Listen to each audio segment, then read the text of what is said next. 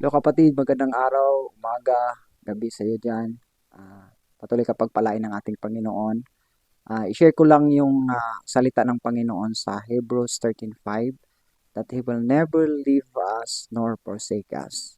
So sa buhay po natin, marami po tayong problema, marami po tayong pinagdaanan, pero ang pangako ng Panginoon, hindi niya tayo iiwanan, hindi niya tayo pababayaan.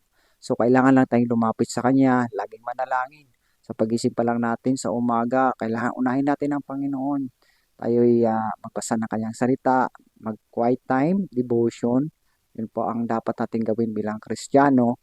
Um, Sabi nga, Matthew 6:33, seek ye first the kingdom of God and His righteousness, and all these things shall be added unto you.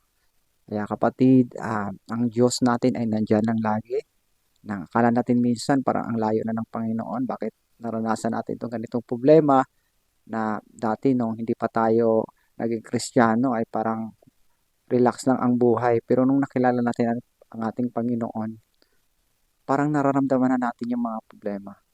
Tandaan po natin kapatid, nung wala pa tayo kay Lord, wala pa tayo kay Kristo, gumagawa tayo ng mga bagay na akala natin tama pa rin.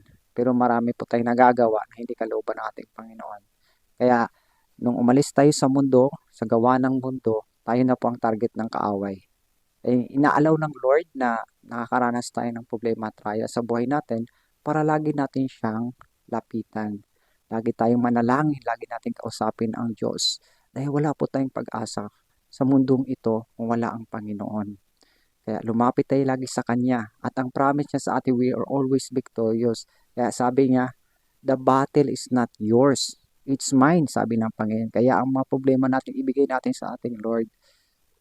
Inaalaw niya na may mga trials sa atin para ipakita niya na kailangan natin siya at yan ang nagpapalakas sa atin. Kasi pag wala tayong mga problema, hindi tayo lalakas sa ating spiritual. Magiging relax lang sa ating buhay. Inaalaw ng Diyos na magkaroon tayo ng problema para lagi tayong lumakas sa ating pananampalataya. At lahat na yan, malalampasan natin. Basta wag lang tayong mag-give up.